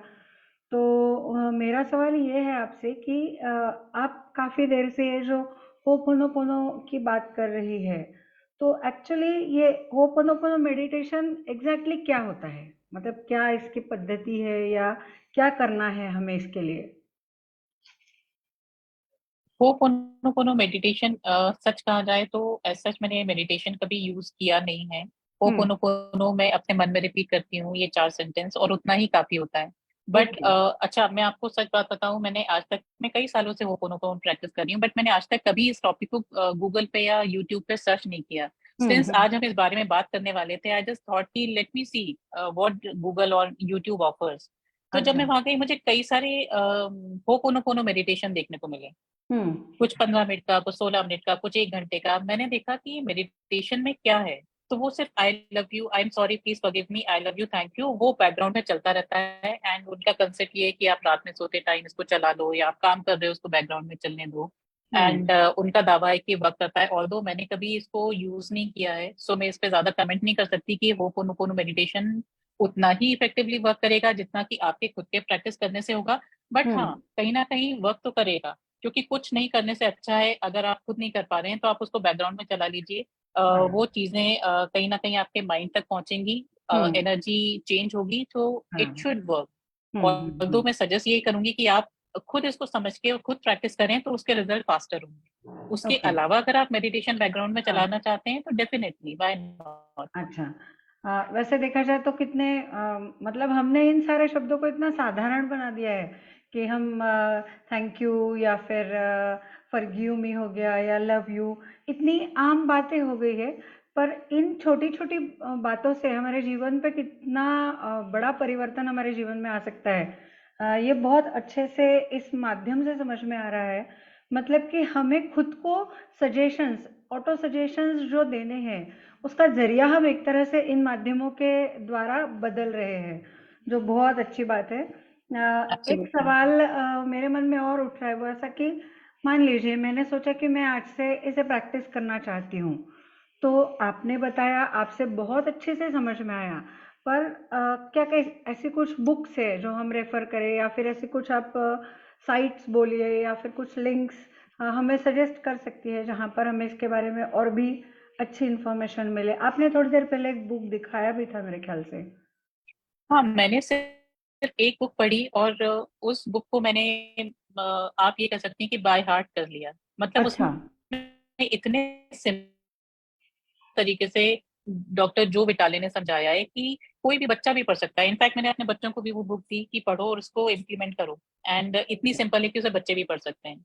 सो मेरे ख्याल से ये बुक काफी है, मैं एक बार और दिखाना चाहूंगी। And I am not sure अगर और भी ऑथर्स की कोई और बुक्स हैं। आप जो विटाले को सर्च कर सकते हैं यूट्यूब पे, उनके वीडियोस देख सकते हैं और बहुत ज्यादा कॉम्प्लिकेटेड चीजें ना बनाएं, क्योंकि आप जितना ज्यादा सर्च करेंगे उतना बराबर। ज्यादा हाँ, कंफ्यूज होंगे। ये बराबर। टेक्निक बहुत ही सिंपल है, तो सच बात मुझे है। लगता नहीं इसमें बहुत ज्यादा आपको कुछ सर्च करने की जरूरत है। हुँ। मतलब जो बात हम कई बार ऐसे कहते हैं बात करते हुए कि मेक इट सिंपल। हर चीज़ को हम करेक्ट, जितना आसान रखें, जितना सिंपल रखें, करेक्ट, उतना उस चीज़ का फ़ायदा मेरे ख्याल से थोड़ा अधिक होता है। तो एब्सोल्युटली, एक और बात जो बार-बार मुझे लगता है ना सिर्फ मेरे बल्कि श्रोताओं के मन में भी ये सवाल आ रहा होगा। हम जिस संस्कृति को बिलॉन्ग करते हैं, तो हमारे संस्कृति में भी कुछ चीज़ों का बहुत अलग महत्व होता है। या हम उदाहरण के रूप में ले सकते हैं कि किसी घर में हम अगर चले जाएं, तो किसी के घर जाने से ही ना बहुत अच्छा लगता है।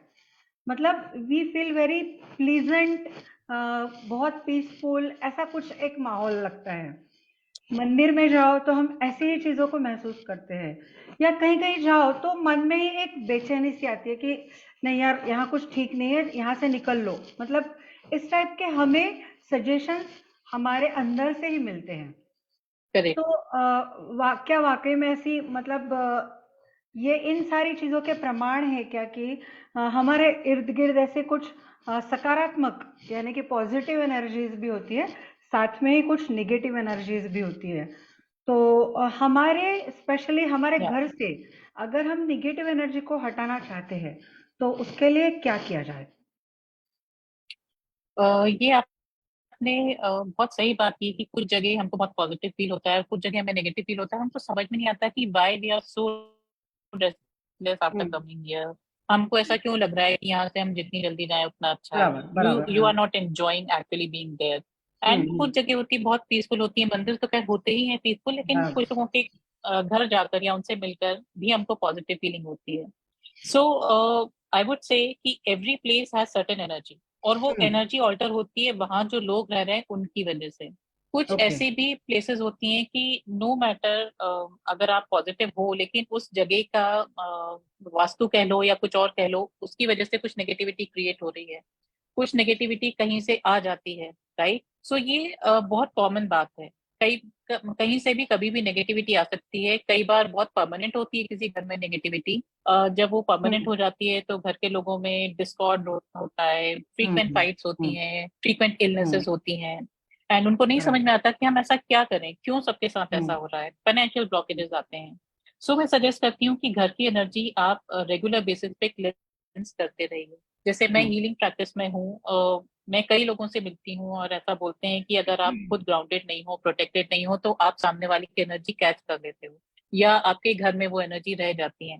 ऑल्दो मैं ऐसे वहम नहीं लाती हूँ, बट मेरा फर्ज बनता है कि मैं अपने आप को और अपने घर को प्रोटेक्ट करूँ, और बराबर। आफ्टर एवरी सेशन में घर को क्लेंस करूँ रेगुलर बेसिस पे। हम्म। नॉट, मैं हर सेशन के बाद तो नहीं क्लेंस करती हूँ, बट रेगुलर बेसिस पे करती हूँ। और अगर हम बात करें क्लेंजिंग की, जैसे कि आपने पूछा कि हम क्या कर सकते हैं, हम्म। क्लेंजिंग के कई तरीके हैं। कई ओके। तरीके हैं, जैसे हम्म। कि एक होता है अगरबत्ती या धूप बत्ती के धुएं से आप क्लेंस कर सकते हो। आपने हम्म। क्या किया, अगरबत्ती हम रोज अपने घर में जलाते हैं, तो बराबर। उस अगरबत्ती के धुएं से आपको सिर्फ इंटेंशन डालना है और उसको एंटी क्लॉकवाइज आपको घुमाना है, पहले ये बोल के कि जितनी भी नेगेटिव अनवांटेड एनर्जी है वो यहाँ से क्लेंस हो जाए। कोई चीज हम हम्म। क्लेंस करते हैं, उस क्लेंजिंग के लिए हम एंटी क्लॉकवाइज घुमाते हैं। ओके। और उसके बाद आप क्लॉकवाइज घुमाइए कि now you are energising the positive energy. So ये एक ओके। तरीका हो गया जिसे हम स्मजिंग कहते हैं, जिसे हम अगरबत्ती के धुएं से क्लेंस करते हैं। ये हो गया पहला तरीका। दूसरा हम्म। तरीका होता है कि साउंड हीलिंग, साउंड की एक वाइब्रेशन होती है। सो जी। पूजा की घंटी हो गई, हम्म। उससे आप एनर्जी क्लेंस कर सकते हो। हर रूम में जाके आपने घंटी बजाई और साथ में इंटेंशन भी डाला कि जो भी लोअर एनर्जीज हैं, अनवांटेड एनर्जीज हैं, वो सारी यहाँ से चली जाएं। इसके हम्म। साथ आप और इफेक्टिव बनाने के लिए आप विजुअलाइज भी कर सकते हो कि कोई ब्लैक कलर का स्मोक निकल रहा है घर से, ऊपर की तरफ जा रहा है। राइट, हम्म। उससे हम्म। और जल्दी क्लिनजिंग होगी। ये हो हम्म। गई दूसरी चीज। तीसरा मैं सजेस्ट करती हूँ कि मेरी फ्रेंड, उसने मुझे ये तरीका बताया था। एक डिफ्यूजर होता है, डिफ्यूजर लैंप होता है, जिसमें हम कपूर रखते हैं ऊपर वाले जी पार्ट जी में और जी। नीचे एक दिया रखते हैं, हम्म। और उसको बराबर। हम जलाते हैं। तो हम्म। कपूर एक बहुत अच्छा क्लिनजिंग एजेंट माना जाता है। कपूर से बहुत अच्छी क्लिनजिंग होती है। एंड उससे आप रोज अपने घर में जलाओ, जितनी भी नेगेटिविटी है वो ऊपर के पोर्शन में हमने कपूर रखा है, नीचे दिया रखा है, जो मेटल की प्लेट है, यहाँ काला काला इकट्ठा होना शुरू हो जाता है। हाँ तो कई लोग बोलते हैं कि ये तो हम दिया जलाएंगे तो उसके ऊपर तो वो काला काला जमा हो गई, उसमें क्या बड़ी बराबर। बात है, उससे कैसे क्लिनजिंग हो रही है। बट अगर आप रोज जला रहे हो, मुझे कई लोगों ने ये ट्राई करके बताया है, मैंने खुद भी देखा है, अगर आप रोज जला रहे हो तो पहले वो इतना थिक होगा ब्लैक ब्लैक, फिर वो धीरे धीरे कम होता जाएगा, फिर सिर्फ इतना सा निशान रह जाएगा। वही दिया है, वही लैंप है, हाउ कम कि हम्म पहले इतना था फिर इतना कम हो गया। हम्म। तो ये जो नेगेटिविटी है ये कपूर के थ्रू घर से कम होती जाती है। तो अच्छा। दो तीन ऐसे बहुत सिंपल सिंपल तरीके हैं जहाँ आप अपने घर की क्लेंजिंग कर सकते हो। कई लोग बोलते हैं कि हम कथा कराना चाहते हैं, हम पूजा कराना हाँ चाहते हैं, हाँ उससे हाँ। उससे भी क्लेंजिंग होती है, हवन से बराबर। क्लेंजिंग होती है। एंड वो छोटे छोटे जो आते हैं, गूगल आप कह लो, या जो अग्यारी होती है जिसे हम अक्सर जलाते हैं, कंडा जो होता है उस पे कपूर एंड घी डाल के, उससे भी क्लेंजिंग होती है। बहुत सारे तरीके हैं। ओके। मतलब कि आप जब ये सारी चीजें बता रही थी तो कुछ ऐसी चीजें अपने आप याद आ रही थी कि हमारी संस्कृति में अगर हम ढूंढे तो आप जो चीजें बोल रही है उनके कई सारी निशानियां मिलेगी, जो हमारी राइट। रेगुलर प्रैक्टिसेस हुआ करती थी जिन्हें हमने अभी छोड़ दिया है। हमारा मतलब हमने अपना बिजी शेड्यूल, ये एक उसके लिए रीजन ढूंढ लिया, या और भी नंबर ऑफ रीजंस हमने ढूंढ लिए। जैसे कि आम सी बात होती थी कि हर घर में शाम के समय कुछ जोर से मंत्रोच्चार किया जाता था, जाप किया जाता राइट। था। तो ये राइट। सारी चीजें भी निगेटिव एनर्जी को घर से निकालने वाली चीजें ही हम कह सकते हैं इन्हें, है ना? हाँ, जैसे एक चीज मुझे और याद आई, पहले के जमाने में काफी लोग फॉलो करते थे कि अगर आप बाहर से आए हैं तो आप वो जूते और चप्पल घर के जी, बाहर ही उतारें बिल्कुल। और हाथ और पैर पैर धोकर धोकर ही अंदर जाएं। अंदर जाएं, बराबर। तो मतलब ऐसे कई सारे हम उदाहरण हमारे इतिहास में भी खोज सकते हैं कि एक छोटी छोटी सी गलत चीजों के कारण या निगेटिव चीजों के कारण बड़े बड़े रथी महारथियों को बहुत कुछ भुगतना पड़ा, झेलना पड़ा, सहन करना पड़ा। तो मुझे लगता है आज इस कार्यक्रम के माध्यम से आपने हमारे दर्शकों के लिए, श्रोताओं के लिए एक फिर से पॉजिटिविटी की ओर जाने वाला एक बहुत अच्छा रास्ता खोल दिया है, जिसके बारे में सभी लोग सोचे। और आपने जो बहुत सी छोटी छोटी सी चीजें, जैसे कि मुझे सबसे अच्छा अगर कुछ लगा होगा इसमें तो वो यही कि make it simple, don't complicate. कि भाई ये इतना करना है बस, और वो भी कहीं बैठकर नहीं करना है, आते जाते कुछ भी काम करते हुए करना है। इतना आसान सा अगर तरीका हमारे जीवन में एक बड़ा परिवर्तन ला सकता है तो ये एक बहुत सराहनीय बात हो सकती है। और I am really very much thankful to you for इस प्रोग्राम के लिए आज आप आए हो, और हम सबसे इतना जो आपने डिस्कशन किया ना उसमें बहुत कुछ आज हम हासिल कर रहे हैं ऐसा लग रहा है। सिद्धि जी, आप कुछ और पूछना चाहती है? हम सब ऐसे ही अलग अलग सोलमेट्स है, मैं हमेशा कहती हूँ, कहीं ना कहीं कनेक्टेड है। और यही यूनिटी है जो खुद को खुद के साथ भी कनेक्ट करती है, और among all of us we remain connected. बराबर। और वही पॉजिटिविटी का at the end we get results to spread yes, happiness across. Naturally. बराबर।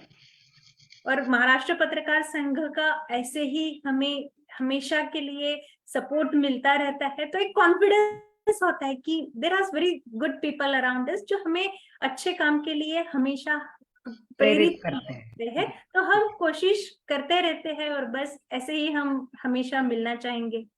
जी। तो मैं धन्यवाद करना चाहूंगी आप लोगों का कि आज आपने मुझे इनवाइट किया, कुछ शेयर करने का मौका दिया। एंड आई होप कि ये जो सिंपल सिंपल टेक्निक्स मैंने शेयर की हैं लोग आगे से फॉलो करेंगे, डेफिनेटली उनको हेल्प मिलेगी। So thank you very much for having me on this show. Richa ji, बहुत बहुत शुक्रिया आपका। और हमारा ये जो पूरा परिवार है इसकी ओर से मैं आपका व्यक्तिशः एज वेल एज इस परिवार की ओर से बहुत सारा धन्यवाद देना चाहूंगी आपको, क्योंकि कुछ चीजें जो हम कई बार हमारे व्यस्तताओं में भूल जाते हैं कि अरे हमारे पास तो ये भी है, हमारे पास तो ये भी है, और अरे हाँ ये भी तो किया जा सकता है। और इसके लिए कहीं हमें ज़्यादा एक्स्ट्रा टाइम निकालने की ज़रूरत नहीं है, कुछ करने की ज़रूरत नहीं है, तो कहीं आसन लगाकर बैठने की ज़रूरत नहीं है। हम कभी भी इन प्रैक्टिसेस राइट। को राइट। इम्प्लीमेंट कर सकते हैं। तो ये जो सब हम भूल रहे थे या भूल चुके थे, उन सारी चीजों को आज हमने आपके कारण फिर से एक बार याद किया, और आपने हमें इन चीजों को याद दिलाया कि यस वी कैन डू। तो उसके लिए बहुत बहुत धन्यवाद आपके। हम इस स्क्रीन पर अभी मात्र 4 मतलब लोग हैं, एक आप उसमें से हमारी अभी तक मेहमान थी, लेकिन इस कार्यक्रम के बाद आप भी अब हमसे जुड़ चुकी है। पर हम 3 के पीछे ऐसे 300, 3000, 30,000 लोग हैं जो वाकई में कहीं ना कहीं बैठकर अपना अपना छोटा बड़ा कंट्रीब्यूशन दे रहे हैं। तो जैसे कि अभी सिद्धि जी ने कहा, महाराष्ट्र पत्रकार संघ, ये एक हमारे साथ हमेशा पत्रकारों की संगठन हमारा मनोबल बढ़ाने के लिए हमेशा हमारे साथ होती है। और हमारे पीछे हमारे परिवार के जितने लोग हैं, अगर हम नाम एक एक का लेना शुरू करें तो अभी तक कार्यक्रम जितना हुआ उतना और भी आगे हो जाएगा। तो बेटर है कि मैं सबकी ओर से मात्र 2 व्यक्तियों का मैं विशेषता यहाँ पर नाम लेना चाहूंगी। एक है माननीय श्री श्रीश कुलकर्णी सर और माननीय वर्षा जी माडगुळकर मैडम। इन दोनों के जो मतलब इन दोनों ने हमारे पंखों में जो ताकत भरी है, उसी के सहारे हम उड़ने की कोशिश कर रहे हैं, ऐसा आप कह सकती है। तो उनकी ओर से भी आपका बहुत बहुत धन्यवाद। और जैसा कि सिद्धि जी ने कहा कि आज का कार्यक्रम यह एक मतलब ये एक पहली मुलाकात है, तो आगे भी ऐसे कई बार हम मिलेंगे और अनेक अनेक विषयों पर, अलग अलग विषयों पर आपसे हमें चर्चा करना बहुत अच्छा लगेगा। हाँ, हम हमेशा के लिए आपको आमंत्रित कर रहे हैं, और फिलहाल आज का कार्यक्रम हम यहीं पर रोकते हैं। धन्यवाद। Thank you so much. Thank you.